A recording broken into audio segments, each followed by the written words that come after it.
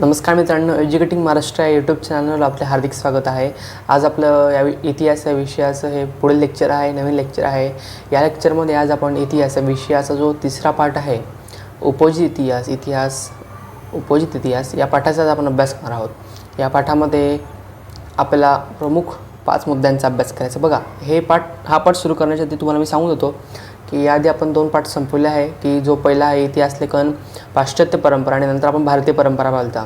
तर ते 2 पाठ संपले आहे आणि आज आपण या ठिकाणी इतिहास या विषयाचं उपयोजित इतिहास या पाठाला आपण सुरुवात करणार आहोत. बघा, या पाठामध्ये आपल्याला 5 महत्त्वाच्या मुद्द्यांचा अभ्यास करायचा आहे. बघा, सर्वप्रथम आहे उपयोजित इतिहास म्हणजे काय. म्हणजे पाठाचं जे नाव आहे उपयोजित इतिहास, त्याचा अर्थ काय होतो याचा आपल्याला अभ्यास करायचा आहे. त्यानंतर आहे उपयोजित इतिहास आणि विविध विषयांमधील संशोधन. म्हणजे उपयोजित इतिहास जी संज्ञा आहे, या संज्ञेमध्ये वेगळ्या विषयांचा समावेश होतो. त्या विषयांच्या मधील संशोधनाचा आपल्याला या पाठात अभ्यास करायचा आहे. त्यानंतर आहे उपयोजित इतिहास आणि वर्तमान काळ. म्हणजे उपयोजित इतिहासाचा आणि वर्तमान काळाचा काय संबंध आहे या विषयाचा सुद्धा आपल्याला याच्यात अभ्यास करायचा आहे. त्यानंतर आहे सांस्कृतिक आणि नैसर्गिक वारशाचे जतन व्यवस्थापन. म्हणजे आपल्याला आपल्या पूर्वजांकडून जे सांस्कृतिक आणि नैसर्गिक वारसा मिळालेला आहे त्याचा कशाप्रकारे व्यवस्थापन करायचं आहे, त्याचे कशा प्रकारचे संवर्धन करायचं आहे याचासुद्धा आपल्याला अभ्यास करायचा आहे. त्यानंतर त्यांचे कसे प्रकार पडतात, मूर्त यांचा आपल्याला पाठात अभ्यास करायचा आहे. त्यानंतर आहे संबंधित व्यावसायिक क्षेत्रे. म्हणजे हा जो उपयोजित इतिहास हा जो पाठ आहे याचा म्हणजे या विषयी संबंधित जे व्यवसाय आहे ते व्यवसाय कोणते आहे, त्यांचा आपल्याला कसा उपयोग होऊ शकतो याचा अभ्यास आपल्याला या पाठात करायचा आहे. बघूया पुढे. बघा, सुरुवात करूया. या पाठात आहे उपयोजित इतिहास म्हणजे काय, पहिला मुद्दा. तर सुरुवात करूया. बघा, उपयोजित इतिहास या संज्ञेसाठी जनांसाठी इतिहास, पब्लिक हिस्ट्री असं पर्यायी शब्दप्रयोग प्रचारात आहे. म्हणजे उपयोजित इतिहास यालाच आपण जनांसाठी इतिहास किंवा पब्लिक हिस्ट्री असे म्हणतो. भूतकाळातील घटनांसंबंधीचे जे ज्ञान इतिहासाद्वारे प्राप्त होते त्याचा उपयोग वर्तमानात आणि भविष्यकाळात सर्व लोकांना कसा होईल याचा विचार उपयोजित इतिहास या विषयाद्वारे केला जातो. बघा, उपयोजित इतिहास या विषयामध्ये काय विचार केला जातो की भूतकाळातील घटनांसंबंधीचे जे ज्ञान इतिहासाद्वारे प्राप्त होते, म्हणजे भूतकाळात ज्या घटना घडून गेल्या आहेत त्यांचा अभ्यास केल्यावर आपल्याला जे ज्ञान प्राप्त होते त्याचा उपयोग वर्तमान काळात आणि भविष्यकाळात कसा होईल याचा विचार उपयोजित इतिहास या विषयात केला जातो. त्यानंतर आहे वर्तमानातील सामाजिक आव्हानांवर उपाययोजना करणे, सामाजिक उपयुक्ततेचे निर्णय घेणे यांसारख्या गोष्टींसाठी पूर्वी होऊन गेलेल्या घटनांचे विश्लेषण दिशादर्शक ठरते. बघा, या ठिकाणी काय आलं आहे की वर्तमानातील सामाजिक आव्हानांवर उपाययोजना करणारे, म्हणजे वर्तमानात जे सामाजिक आव्हाने आहे, जी संकटे आहे त्यांच्यावर जर आपल्याला उपाययोजना करायच्या असतील तर भूतकाळातील जो आपल्याकडे अनुभव आहे त्याचा आपण उपयोग या ठिकाणी करू शकतो. उदाहरणार्थ बघा, सध्या सगळीकडे वातावरण कोरोनाचं आहे, सगळीकडे खूप पेशंट्स आहेत कोरोनाचे. बघा, तर सर्वप्रथम जेव्हा कोरोना भारतात आला होता, ती जी पहिली लाट होती त्यावेळेस आपल्याला अंदाज होता की कशाप्रकारे काय थोडं घडणार आहे, तर त्याच्यानुसार आपण तयार होतो. पण आता ही जी दुसरी लाट आलेली आहे यामध्ये आपण ह्या लाटेला तयार नव्हतो, बरोबर. आणि तयार नसल्यामुळे आपल्याला त्याचे फार नुकसान बघावे लागले. पण आता असं म्हणतायत की जी तिसरी लाट येणार आहे त्याच्यासाठी जी खूप राज्य आहेत आपल्या भारत देशातली, ती खूप काही राज्य तयार आहेत. बघा, म्हणजे आपण काय धडा घेतला की दुसरी लाट होती कोरोनाची, त्याच्यातून आपण असा धडा घेतला की अशा समस्या भविष्यातसुद्धा उद्भवू शकतात. तर त्यांचा विचार आपण जी दुसरी लाट आहे त्याच्या दृष्टिकोनातून करायला हवा. जशा आपण उपाययोजना करायला हव्या होत्या त्या आपण आधीच करून ठेवाव्यात. म्हणजेच आपण वर्तमानातील सामाजिक आव्हानांवर उपाययोजना करत आहोत. कशातून? भूतकाळात घडलेल्या घटनांवरून. अशा पद्धतीने उपयोजित इतिहास याचा उपयोग आपला भूतकाळातील घटनांचा उपयोग, त्याच्या ज्ञानाचा उपयोग भविष्यकाळात किंवा वर्तमान काळात होणार आहे. आणि या घटनांची विश्लेषण दिशादर्शक ठरते. त्यांच्या थ्रू आपल्याला एक दिशा मिळू शकते की कशाप्रकारे ह्या घटनेला टॅकल करायचं आहे, हँडल करायचं आहे. बघा, नंतर आहे उपयोजित इतिहासाच्या क्षेत्रात केवळ तज्ज्ञ व्यक्तींचाच नव्हे तर सर्वसामान्य लोकांचा विविध अंगांनी सहभाग असू शकतो. संग्रहालये, प्राचीन स्थळे यांना भेट देणारे पर्यटक या नात्याने त्यांचा सहभाग महत्त्वाचा असतो. पर्यटनामुळे लोकांमध्ये इतिहासासंबंधीची आवड वाढीस लागते. समाज मनामध्ये इतिहासाची जाणीव निर्माण होते. तसेच त्यांच्या स्वतःच्या शहरात किंवा गावात असणाऱ्या प्राचीन स्थळांच्या जतन आणि संवर्धनाच्या प्रकल्पांमध्ये ते सहभागी होऊ शकतात. बघा या ठिकाणचा मुद्दा असा आहे की उपयोजित इतिहास हे जे क्षेत्र आहे यामध्ये फक्त तज्ज्ञ व्यक्तींचाच समावेश नसतो, तर यामध्ये जी सामान्य माणसे आहेत त्यांचाही विविध अंगाने सहभाग असू शकतो. तर अशी कोणत्या गोष्टी आहे की त्यांचा त्या थ्रू सहभाग होऊ शकतो उपयोजित इतिहासामध्ये? तर समजा आपण एखाद्या प्राचीन धार्मिक इतिहासातील कोणतेही एक स्थळ आहे त्याला भेट देतो आहे, पर्यटन करतो आहे, तर त्यामुळे आपल्या मनात इतिहासासंबंधी आवड निर्माण होते आणि आपल्यामुळे समाजामध्ये सुद्धा ते समजतं, अरे हां अशा अशा ठिकाणचं आपण पर्यटन आहे त्या ठिकाणी जायला हवं, त्या ठिकाणी आपल्या पूर्वजांची इतिहास आपल्याला माहीत पडतो आणि त्याद्वारे आपल्या इतिहासासंबंधी आवड निर्माण होते, बरोबर. आणि मग काही लोक त्यांच्या शहरात आसपास असणाऱ्या प्राचीन स्थळांच्या प्राचीन मंदिरांना भेटी देतात आणि त्याद्वारे ते त्या प्राचीन स्थळांच्या जतन आणि संवर्धनाच्या प्रकल्पांमध्ये सहभाग घेऊ शकतात, दानधर्म वगैरे करून सण. ओके, तर आता बघा पुढे जाऊ. आता आपण सर्वात आधी पाहिलं की उपयोजित इतिहास म्हणजे काय. उपयोजित इतिहास यालाच आपण जनांसाठी इतिहास, पब्लिक हिस्ट्री असं म्हणतो.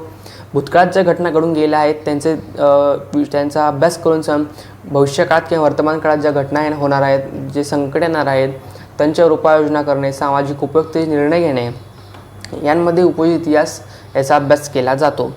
आणि उपयोजित इतिहासामध्ये फक्त तज्ज्ञ व्यक्तींचाच नव्हे तर सर्वसामान्य व्यक्तींचा सुद्धा समावेश असतो. प्राचीन स्थळे, मंदिरे, यांना भेट देण्याच्या माध्यमातून त्यांचा सहभाग होत असतो. तर हे आपण पाहिलं. आणि आता या ठिकाणी बघा हा जो बॉक्स आहे जाणून घ्या, यामध्ये जनांसाठी इतिहास यात डिटेल दिला आहे, ते वाचूया आपण. बघा, इतिहासाविषयी लोकांच्या मनात अनेक गैरसमज असतात. उदाहरणार्थ इतिहास हा विषय फक्त इतिहासकारांसाठी आणि इतिहास विषयाचा अभ्यास करू इच्छिणाऱ्या विद्यार्थ्यांसाठी असतो. दैनंदिन जीवनात इतिहासासारख्या विषयाचा काही उपयोग नसतो.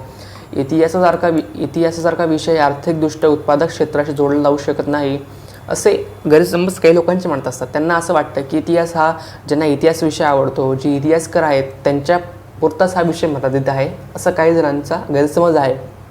पण इतिहास हा विषय असा आहे, या इतिहासामध्ये खूप प्रकारच्या व्यावसायिक संधी उपलब्ध आहेत.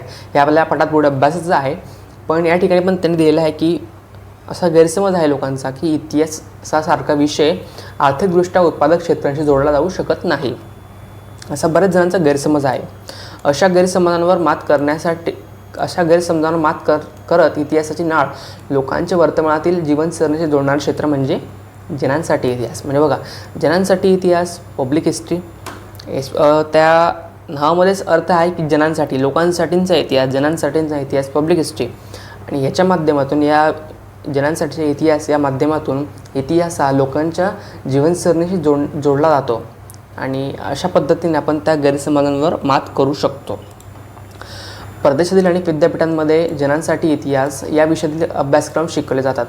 भारतात बंगळुरू येथे Srishti institute of art, design and technology या संस्थेत सेंटर फॉर पब्लिक हिस्ट्री हा स्वतंत्र विभाग आहे. तिथे या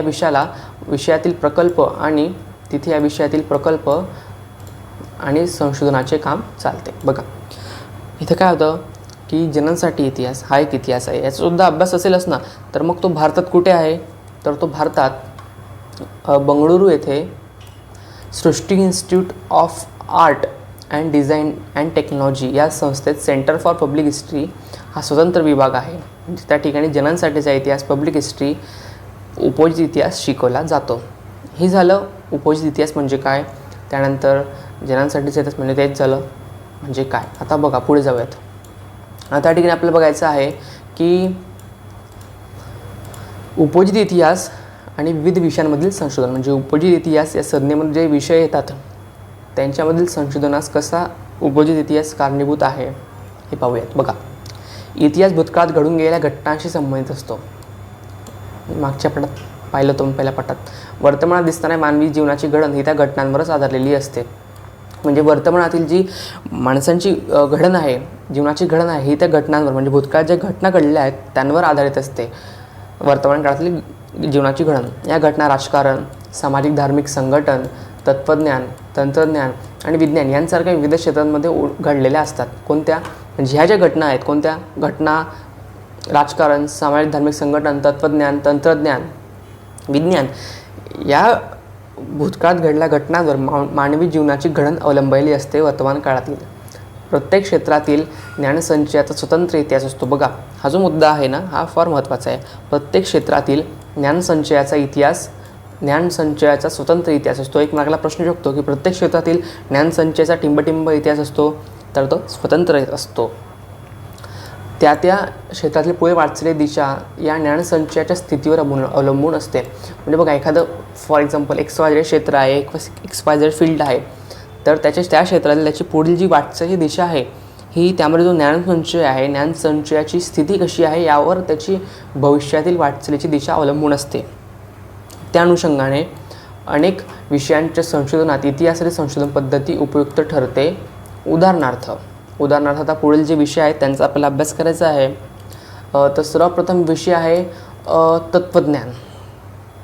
बघा, तत्त्वज्ञान विविध विचारसरणींचा उगम आणि त्यामागील वैचारिक परंपरा आणि त्या विचारसरणींच्या वाटचालीचा इतिहास समजून घेणे. आधी आपण एवढं समजून घेऊ इथपर्यंत. बघा, विविध विचारसरणींचा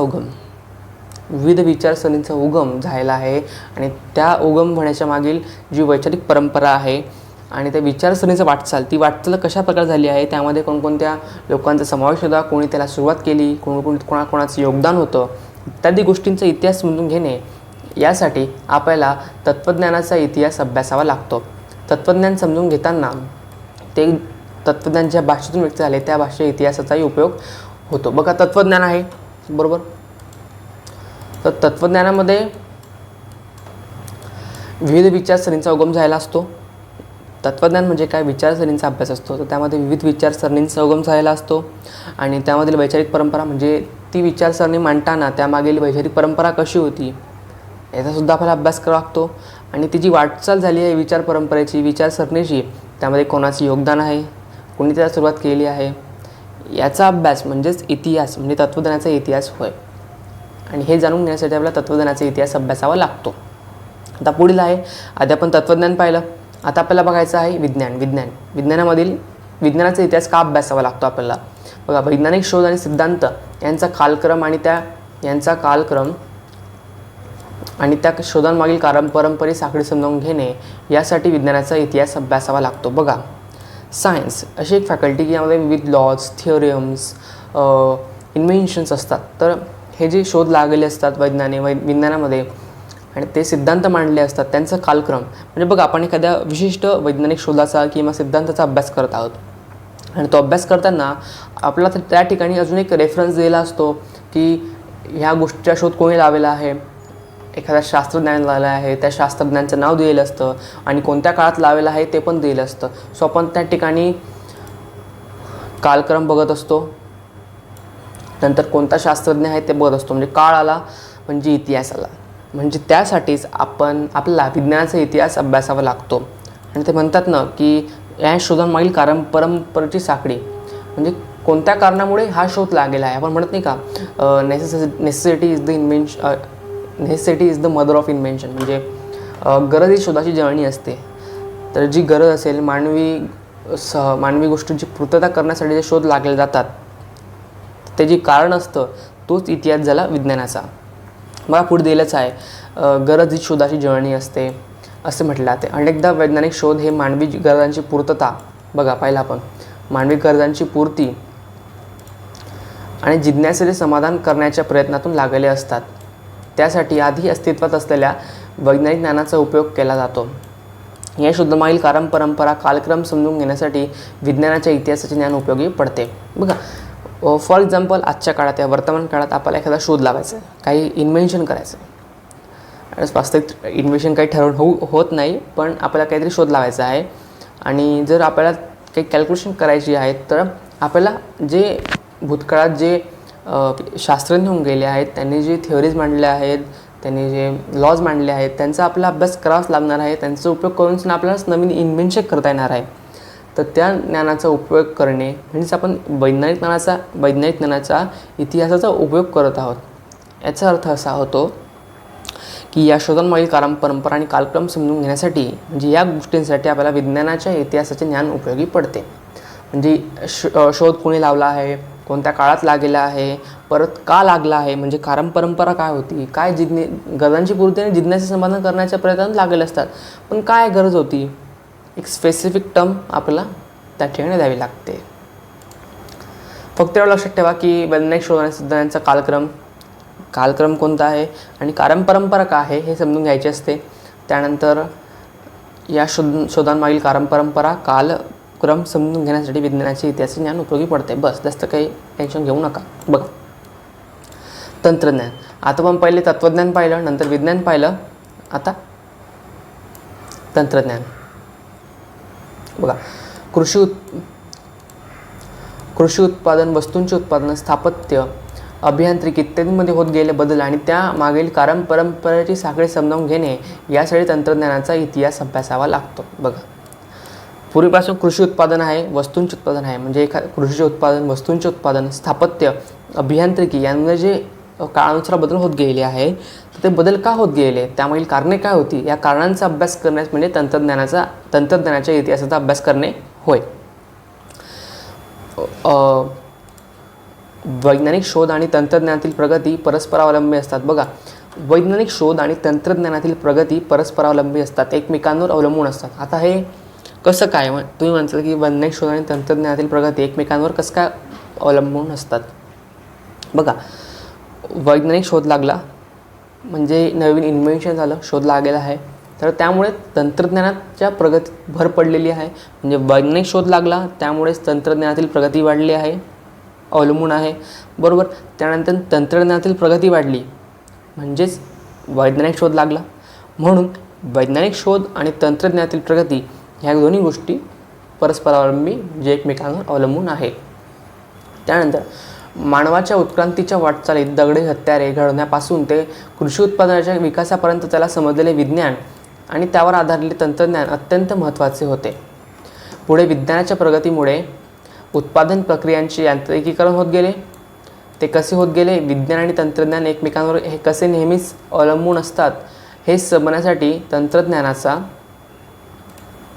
तंत्रज्ञानाचा इतिहास अभ्यासावा, इतिहास समजून घेणे आवश्यक असते. बघा, या ठिकाणी हा जो मुद्दा दिला आहे कोणता आहे, पुढे विज्ञानाच्या प्रगतीमुळे उत्पादन प्रक्रियांचे यांत्रिकीकरण होत गेले. म्हणजे उत्पादन प्रक्रिया म्हणजे कोणत्या, आपण या ठिकाणी पाहिलं कृषी उत्पादन, वस्तूंचे उत्पादन, यांच्या उत्पादनामध्ये यांत्रिकीकरण होत गेले आणि ते कसे होत गेले याचा अभ्यास म्हणजे इतिहास, तंत्रज्ञानाचा इतिहास, आणि त्यासाठीच आपला तंत्रज्ञानाचा इतिहास अभ्यासावा लागतो.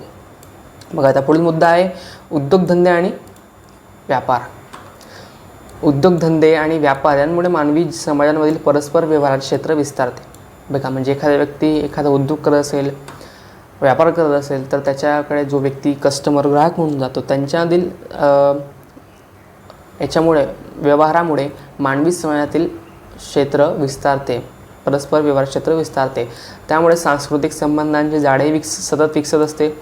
उद्योगधंदे आणि व्यापाराच्या व्यवस्थापनाचा हा एक भाग असतो. उद्योगधंदे आणि व्यापाराच्या व्यवस्थापनाचा हा एक भाग असतो. कोणता, की सांस्कृतिक संबंधांचे जाळे सतत विकसित असते. त्यांचा इतिहास समजून घेणे महत्त्वाचे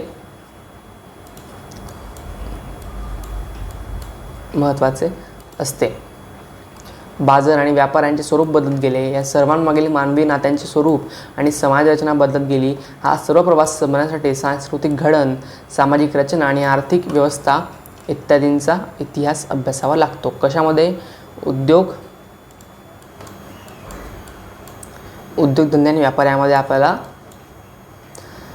सामाजिक घडण, सांस्कृतिक घडण, आर्थिक व्यवस्था कशी बदलत गेली यासाठी याचा इतिहासाचा अभ्यास आपल्याला करावा लागतो.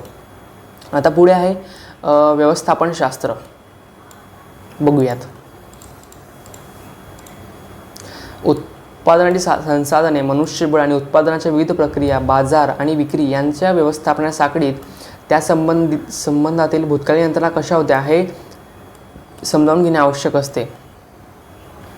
काय समजून घेणे आवश्यक असते, की उत्पादनाची साधने, एखादे साधन आहे, उत्पादनाची संसाधने, एखादे गोष्टी आपल्याला तयार करायची आहे, तर त्याची जी उत्पादने साधने आहेत, जी संसाधने आपल्याला लागतात, त्यानंतर मनुष्यबळ, उत्पादनाच्या विविध प्रक्रिया, एखादं प्रोडक्ट तयार करायचं आहे तर त्याची जी प्रक्रिया असतात त्या कशा प्रकारच्या आहे, बाजार आणि विक्री यांच्या व्यवस्थापनाचा म्हणजे बाजार आणि त्यामधील विक्री यांचे व्यवस्थापन कशा प्रकारचे आहे, या साखळीत भूतकाळातील यंत्रणा कशा होत्या, म्हणजे भूतकाळामध्ये हे सर्व यांच्यामधील नियंत्रण कसं साधलं जात होतं हे समजावून घेणे आवश्यक आहे.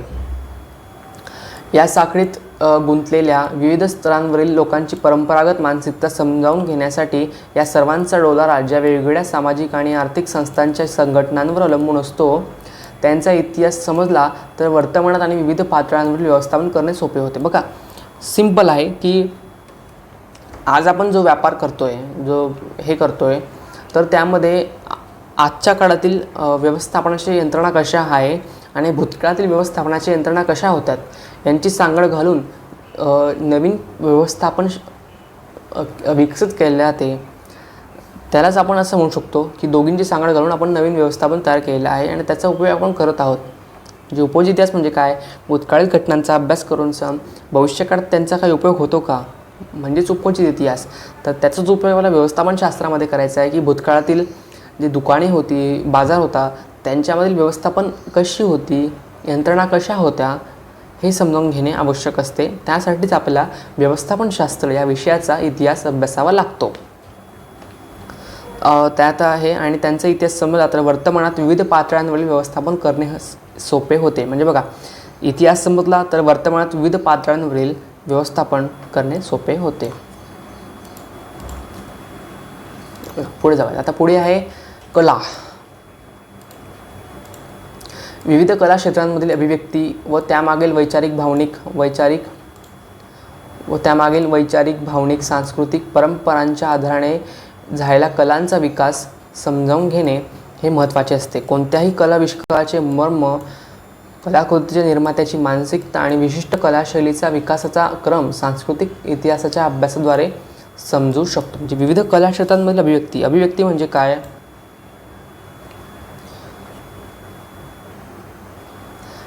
विविध कला क्षेत्रांमधील अभिव्यक्ती म्हणजे काय? आपले मत व्यक्त करण्याचे स्वातंत्र्य. म्हणजे कला क्षेत्रांमधील जी अभिव्यक्ती असते, जी व्यक्ती त्यांचे मत व्यक्त करते, त्यामागील वैचारिक भावनिक सांस्कृतिक परंपरांच्या आधाराने कलेचा झालेला विकास समजून घेणे महत्त्वाचे असते. तर त्यामागे त्यांची जी वैचारिक भावनिक सांस्कृतिक परंपरा असते, त्या आधाराने कलेचा कसा विकास झालेला आहे हे समजून घेणे आवश्यक असते. कोणत्याही कला विष्काराचे मर्म, बेस, पाया म्हणजे काय? बेस, पाया. कलाकृतीच्या निर्मात्याची मानसिकता, कलाकृती जो निर्माण करतोय त्याची मानसिकता कशा प्रकारची आहे, विशिष्ट कलाशैलीचा विकासाचा क्रम आणि जी विशिष्ट कलाशैली आहे तिचा विकासाचा क्रम कसा आहे, इत्यादी गोष्टी आपल्या सांस्कृतिक इतिहासाद्वारे समजू शकतात. आणि ज्या लोकांना या सर्व गोष्टींचा अभ्यास करायचा असेल ते कला या विषयाचा इतिहास अभ्यासतीलच. म्हणून कला या विषयाचा इतिहास अभ्यासणे आवश्यक आहे जर आपल्या ह्या गोष्टी समजून घ्यायच्या असतील तर. बघा, आता पुढे जाऊयात. पुढे आहे मानवी शाखा. मानव शाखा म्हणजे काय? मानवाने मानवा स्वतःसाठी निर्माण केल्या ज्ञानशाखा, असा मानवी ज्ञानशाखाचा अर्थ होतो. आता त्या शाखा कोणकोणत्या आहेत? तर पहिली आहे पुरातत्व, इतिहास, समाजशास्त्र, मानवशास्त्र, राज्यशास्त्र, अर्थशास्त्र यांसारख्या ज्ञानशाखांचा उगम आणि विकास यांचा इतिहास समजून घेणे हे ज्ञानशाखांच्या अभ्यासाचा आवश्यक भाग आहे. बघा, या वाक्याचा अर्थ असा होतो की इतिहास, पुरातत्व, समाजशास्त्र, मानवशास्त्र, राज्यशास्त्र, अर्थशास्त्र जर या विषयांचा आपण अभ्यास करत असू तर त्या अभ्यासामध्येच आपल्याला यांच्या इतिहासाचा अभ्यास करावा लागतो. म्हणजे याचा विशेष सेपरेट अभ्यास करायची गरज पडत नाही त्यांच्या इतिहासाचा. आणि हे या ज्ञानशाखांच्या अभ्यासाचा आवश्यक भागच आहे. काय? त्यांचा इतिहास त्यांच्या अभ्यासाचा आवश्यक भाग आहे. तत्त्वज्ञान ही विज्ञान आणि इतर सर्वच ज्ञानशाखांची जननी मानली जाते. हा मुद्दा महत्त्वाचा आहे. रिकाम्या जागांमध्ये 1 मार्काला प्रश्न येऊ शकतो की तत्त्वज्ञान ही विज्ञान आणि इतर सर्वच ज्ञानशाखांची जननी मानली जाते. तर टिंब ही विज्ञान आणि इतर सर्वच ज्ञानशाखांची जननी मानली जाते. तर तत्त्वज्ञान.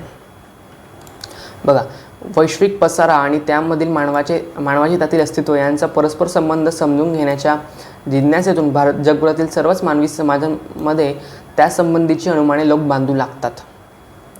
त्यातून जगाच्या उत्पत्ती संबंधीच्या कथा, सृष्टीचक्र आणि मानवी जीवनासंबंधीची मिथके म्हणजे प्रमाणे, देवदेवतांसंबंधीच्या कल्पना आणि ते देवदेवतांना प्रसन्न करण्यासाठी केलेले विधी, त्यासंबंधीचे तात्विक विवेचन यांचा विकास झाला.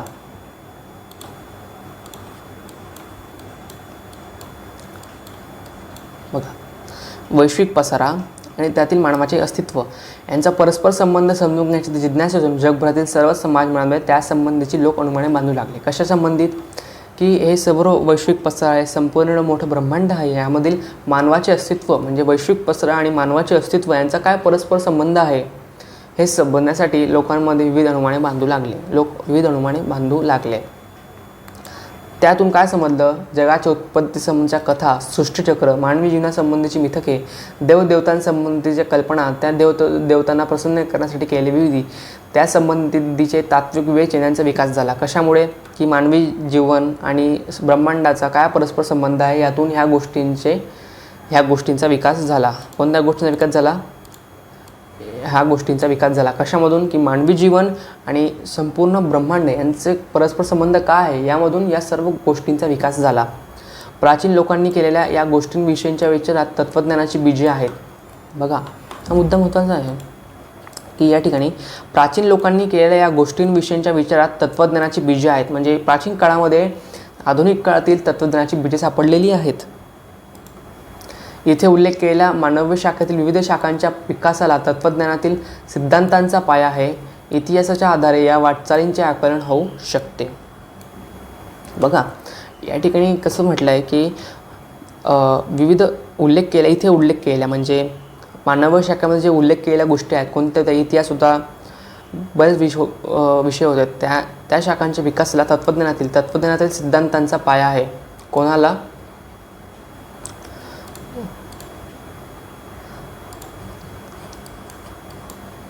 या विषयांना इतिहास, पुरातत्व, समाजशास्त्र, मानवशास्त्र, राज्यशास्त्र, अर्थशास्त्र या विषयांच्या पायाला तत्त्वज्ञानाच्या सिद्धांतांचा पाया आहे.